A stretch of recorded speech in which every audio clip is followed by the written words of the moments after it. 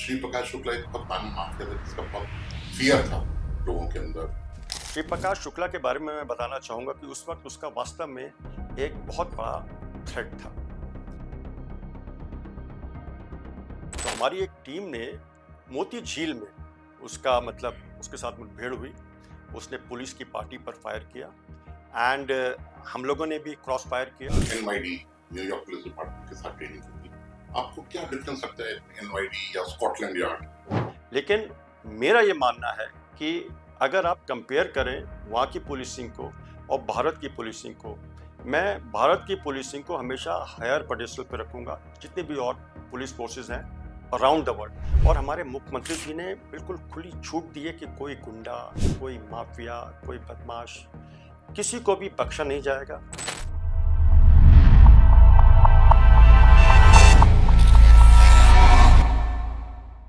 Hello viewers, I'm your host Charanpreet Singh Baga and welcome to another exciting episode of the Indie Talk Show.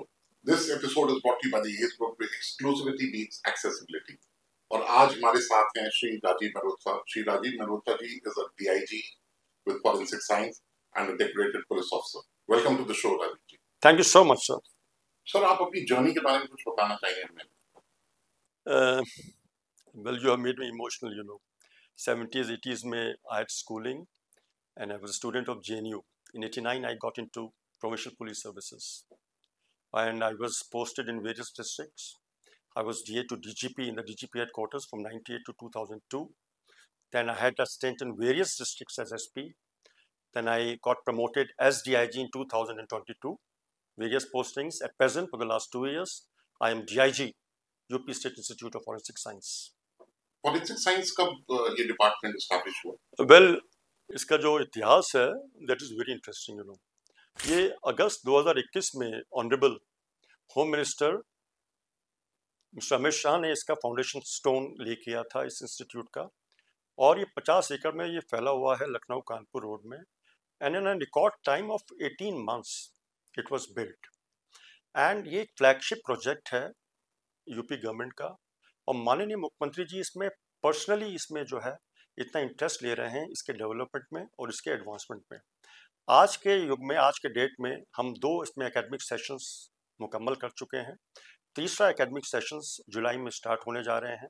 यहाँ पे हम academic studies के लिए promote करते हैं forensic science को।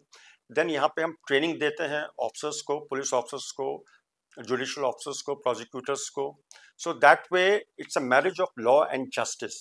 जैसे कि फॉरेंसिक साइंस होता है, it can not be seen in isolation. It's a basic collection of evidence scientifically so that you can convict N accused person and you can prove his innocence also. With the new criminal laws which have been enforced throughout this country from 1st of July, now forensic expert का एक scene of crime पे जाना mandatory हो गया है.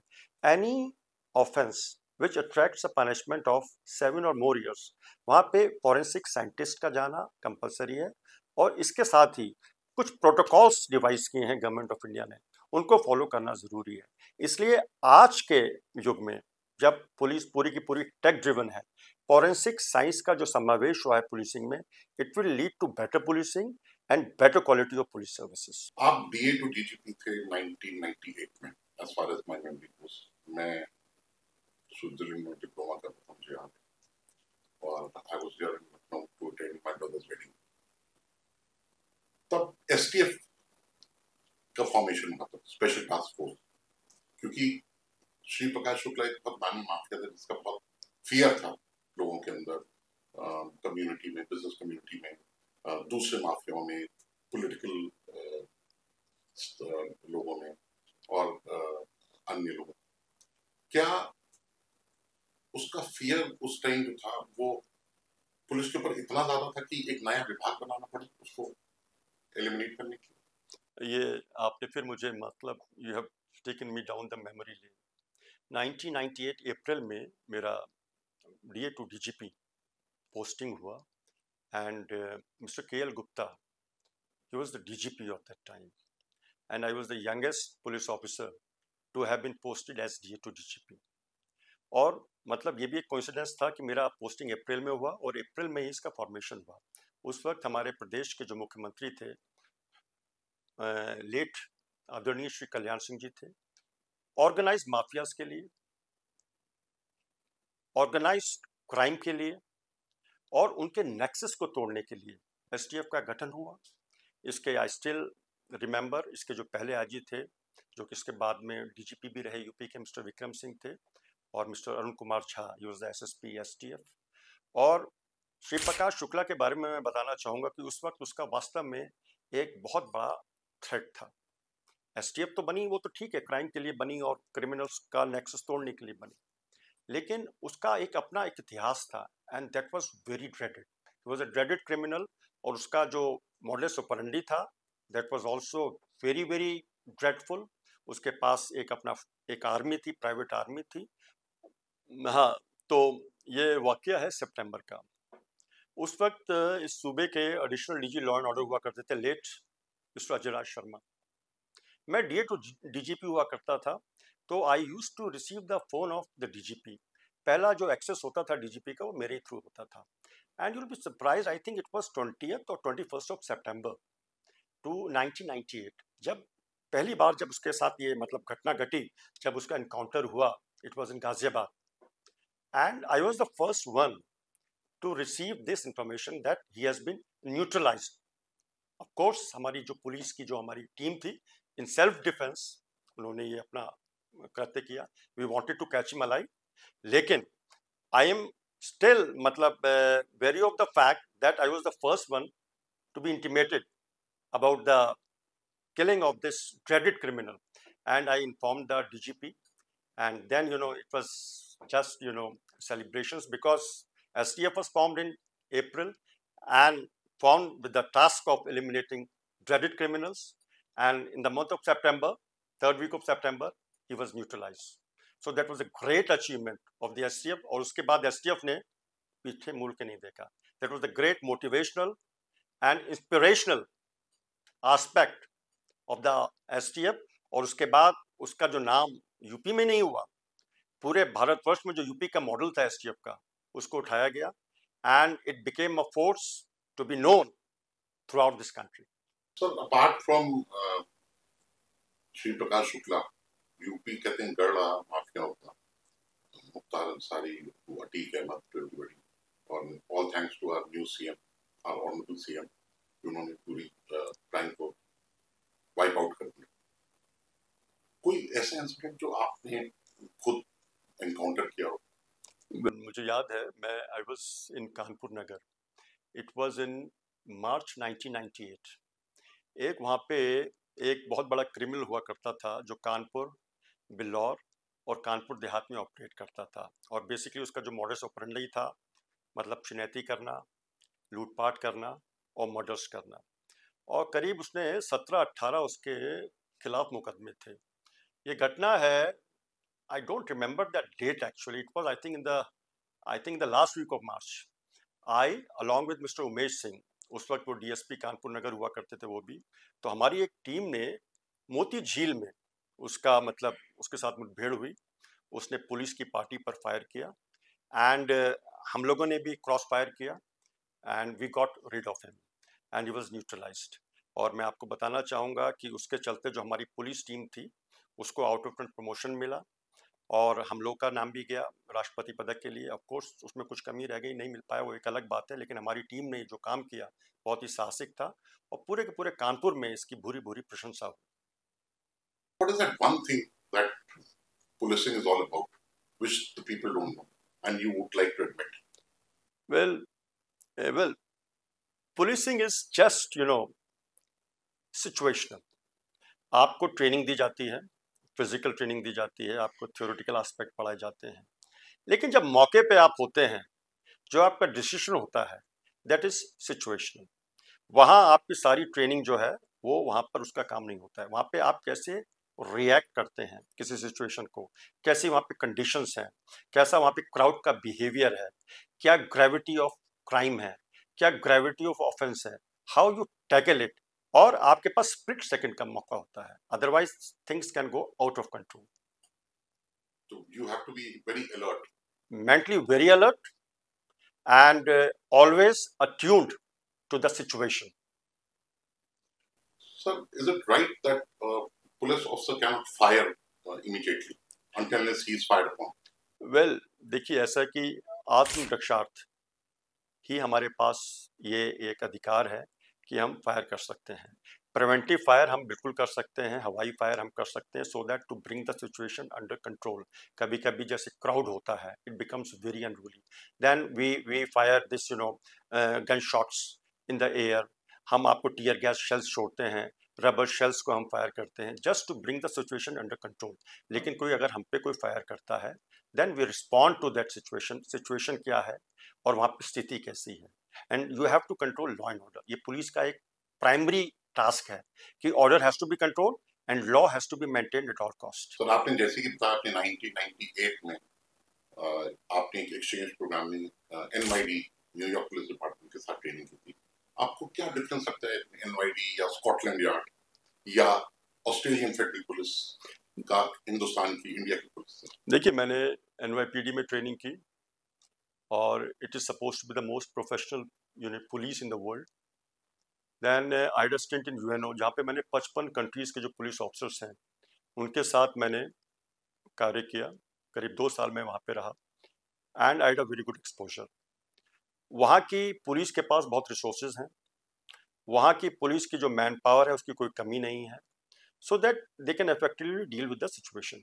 लेकिन India में मैं आपको बताऊं, जितनी प्रोफेशनल, जितनी अच्छी पुलिसिंग हमारी इंडिया में होती है, in spite of lack of resources, हमारे पास मैन पावर की कमी है, हमारे पास रिसोर्सेज की कमी है, बट एंड सिचुएशंस भी हमारे पास बहुत चैलेंजेस आते हैं उसके। लेकिन मेरा ये मानना है कि अगर आप कंपेयर करें वहाँ की पुलिसिंग को और भारत की पुलिसिंग को, मैं भारत की पुलिसिंग को हमेशा हायर पेडेस्टल पे रखूंगा जितने भी और पुलिस फोर्सेज हैं around the world, for the simple reason कि हमारे पास जो है स्रोतों की बहुत कमी है, हमारे पास बहुत सी ऐसी चीज़ें हैं जिसकी हमें आवश्यकता होती है, नहीं कर पाते, but we respond to situations. और आप देखिए हमारे रिकवरी रेट देखिए, हमारा हमारा कन्विक्शन रेट देखिए, आप हमारे वर्कआउट केसेस को देखिए, हम हाउ वी डील विद मतलब नेचुरल डिजास्टर्स, ये भी पुलिस का काम होता है, how we maintain law and order, ये भी पुलिस का काम होता है। And spite of a huge population, we are doing a wonderful job. As a police officer, I'm proud that I belong to the Indian police, और given me a chance, अगर मुझे if I am given a rebirth या मैं अगला जन्म मुझे मिलेगा तो मैं फिर भी एक पुलिस ऑफिसर ही बनना चाहूँगा, इंडियन पुलिस ऑफिसर बनना चाहूँगा। आपने दियोरा और लखीमपुर जैसे डिस्ट्रिक्ट्स में भी आप रहे हैं और ये बड़े सेंसिटिव एरियाज रहते हैं हमेशा। They are always very sensitive and prone to problems, prone to law and order situation. Why is that? Well, मैं लखीमपुर खीरी में भी रहा, मैं देवरिया में भी रहा। अब you have to see the geography and topography of this two districts. Lakhimpur Kheri UP का सबसे बड़ा जिला है in terms of area, and it has a very very long border with Nepal, and the border is entirely porous. वहाँ पे एक थाना है गौरी फंटा, वहाँ पे जब हम लोग वहाँ पे SP हुआ करते थे, वहाँ पर इंडियन सिम नहीं चलता था, वह नेपाल का सिम इस्तेमाल किया जाता था। You have to see the socio economic conditions. What happens in Lakhimpur Kheri की जो इश्यूज होते हैं वो फ्लेयर अप हो जाते हैं, gender related issues, issues related to women, to इससे छेड़छाड़, and they take a turn and they become a national news in Lakhimpur Kheri. ये हुआ है जब हम थे तो वहाँ पे निघासन कांड एक हुआ था, if you remember, उसके बाद ही हम लोग गए थे वहाँ पे, तो it was a major national news at that time, June 2011. Devariya has a border with, is the last district of UP, easternmost district of UP, having borders with Bihar. तो वहाँ की जो सोशो इकोनॉमिक कंडीशंस है वो different है। वहाँ पे जो वहाँ की जनता है वो पॉलिटिकली बहुत अवेयर है। वहाँ पे अगर NCR भी होती है ना, तो एक SP को ही has to be very very alert and very very cautious. तो हर चीज़ जो है उसे सोच समझ के करनी पड़ती है। वहाँ पे आपका विवेक और आपकी जितनी भी जानकारी है वो अमल में लाई जाती है। देवरिया में क्राइम प्रोन इतने नहीं हैं वो, लेकिन वहाँ पे जो इश्यूज होते हैं दे फ्लेयर अप लाइक एनीथिंग, और उसको अगर आपने कंट्रोल नहीं किया then you are inviting problems, just as you said कि law and order problems होती हैं, then it becomes difficult to control. So these two districts, they are challenges, challenges of different nature because of the socio-economic conditions, because of the geography, of its topography, of their proximity to Bihar and Nepal. Hence, इसको हमें जो deal करना होता है totality में deal करना होता है इन अ वेरी कॉम्प्रिहेंसिव वे. तो मेरा जो टेन्योर दोनों जगह रहा, it was very good and I had a very enriching experience in both the districts. So, आप उस दौर से हैं जब यूपी में माफिया राज, जंगल राज था, और आज UP is a clean state and we are all very proud. मेरे अभी पीछे गेस्ट आए थे बाहर से, और उन्होंने लखनऊ का इंफ्रास्ट्रक्चर और रोड्स और ये सब देख के they were shocked, they were really shocked. They said Lucknow is much better than Bangalore and Chandigarh and Poona and Hyderabad, Chennai, इतने बड़े बड़े शहरों से कंपेयर किया. तो एक वो दौर था, एक ये दौर. कैसा महसूस था? नहीं, बिल्कुल ठीक कहा आपने. वो 2017 में जब ये गवर्नमेंट आई, तो इसमें मैं मतलब इसका श्रेय देना चाहता हूँ हमारी जो पॉलिटिकल लीडरशिप है, जिसका कि हमारे माननीय मुख्यमंत्री जी हैं योगी आदित्यनाथ जी ने, उन्होंने पुलिस को पूरी फ्रीडम दी, उस पर पूरा विश्वास जताया और उसको सुसज्जित किया हर चीज़ से.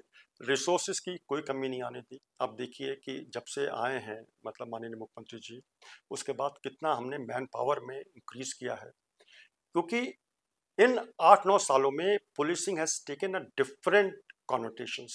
अब जो पुलिसिंग है वो टेक ड्रिवन हो गई है बिल्कुल, और हमारे मुख्यमंत्री जी ने बिल्कुल खुली छूट दी है कि कोई गुंडा, कोई माफिया, कोई बदमाश, किसी को भी बख्शा नहीं जाएगा, और जो कानून का राज है वो स्थापित किया जाएगा.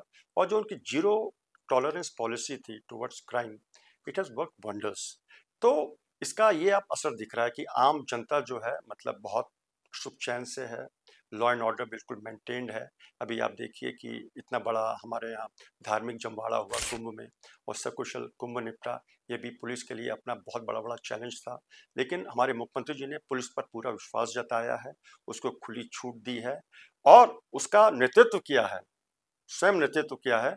तो इसका पूरा का पूरा जो श्रेय जाता है ये हमारी जो पॉलिटिकल लीडरशिप है उसको जाता है. और आज जो है हम ये कह सकते हैं कि कानून का राज जो है यहाँ स्थापित हो. सर, आप बॉस्निया में और कोसोवो में रहे इन एन एक्सचेंज प्रोग्राम, कुछ बताएंगे आप उसके बारे में? वेल, मैं बॉस्निया और कोसोवो में रहा. It was not an exchange program really. Actually वहाँ पे एज पीस कीपर्स हम लोग रहे वहाँ पे. कोसोवो में मैं जब रहा वहाँ पे, it was a part of Yugoslavia. उसका बाल्कनाइजेशन हुआ तो it got divided into 7 states. तो कोसोवो में it was civil war between Serbs and the Albanians, who happened to be Muslims, and Serbs they were Christians. तो हमारा जो वहाँ पे मिशन रहा, it was a rankless mission. वहाँ पे right from constable to the rank of commissioner, everyone is on the same rank and they get the same pay.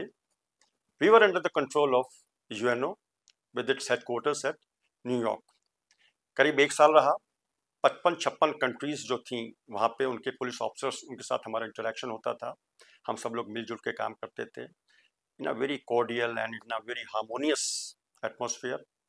और एक एक्सपोजर तो हुआ ही हुआ, साथ में हमें ये भी मालूम हुआ कि क्या पुलिस सिस्टम्स हैं जो और अन्य कंट्रीज में एग्जिस्ट करते हैं, and we could compare it with our system which prevails in India. जैसे मैंने अभी आपको पहले बताया कि जितने भी सिस्टम्स हैं, आई rate Indian system is the best one. तो वहाँ का जो एक्सपीरियंस, एक्सपोजर, हम काफ़ी आसपास घूमे भी. 18-19 यूरोपियन कंट्रीज भी हम लोग गए वहाँ पे. तो वहाँ के कल्चर के बारे में, वहाँ की कंडीशंस के बारे में वो भी सब जानकारी प्राप्त की. तो it led to a enrichment of a knowledge also. So Serbians and Albanians are considered physically they are big people, और बहुत उनके अंदर उनके ब्लड में लड़ाई करना सर्बियंस. तो कोई ऐसा इंसिडेंट हुआ आपके सामने, कभी सिचुएशन और कंट्रोल हुई and you had to come into action? Well, वहाँ पे MHQ में था, मेन हेडक्वार्टर्स में था मैं वहाँ पे. और वहाँ पे आए दिन जो है ये समस्याएं आती रहती थी. अब पर्सनली तो मेरा मतलब ऐसा इंटरेक्शन नहीं हुआ कि मैं ऑन द स्पॉट हूँ, लेकिन I was monitoring the situation. कई ऐसी घटनाएं हुई and they took a very adverse turn. वहाँ पे एक प्रोविंस हुआ करता था कोसोवो में, मिट्रोविचा. वो that was the most sensitive province in Kosovo. तो वहाँ पे अक्सर जो है मतलब बिल्कुल जो पैरिटी में थे सर्ब्स और अल्बेनियंस. अदरवाइज हर जगह जो थे Serbs they were in minority and the Albanians they were in majority. तो वहाँ पे अक्सर मतलब हम लोग को जो है इस चीज़ को मॉनिटर करना पड़ता था, इस चीज़ को देखना पड़ता था कि things are under control and they don't run out of control. So we will now start with the rapid fire round. Okay. Before we dive into the rapid fire round, a quick shout out for our sponsor, Ace Group. Like they craft vibrant spaces, we craft vibrant conversations. One honest officer or 10 efficient ones? Honest officer. A quiet evening with a book or a heated policy debate? A quiet evening with a book. Chasing criminals or mentoring cadets? Chasing criminals. Public applause or private peace? Private peace. JNU classroom or UP SIFS auditorium? Anytime JNU classroom. A medal on the chest or a clean conscience? Clean conscience. Orders from above or instinct within? Instinct within. Internal peace or external validation? Internal peace. Reputation or result? Reputation. Internal peace or external validation? Internal peace. Reputation or result? Reputation. Thank you, sir. Thank you. So that's a wrap for this episode. Thank you, sir, for joining us, and it was a pleasure having you here. It was a wonderful interaction with you and your entire team, and my good wishes for all of you in the future endeavors. Thank you, sir. Please make sure to like, share, subscribe, and hit the bell icon so that you don't miss an episode of the Indie Talk Show. Thank you.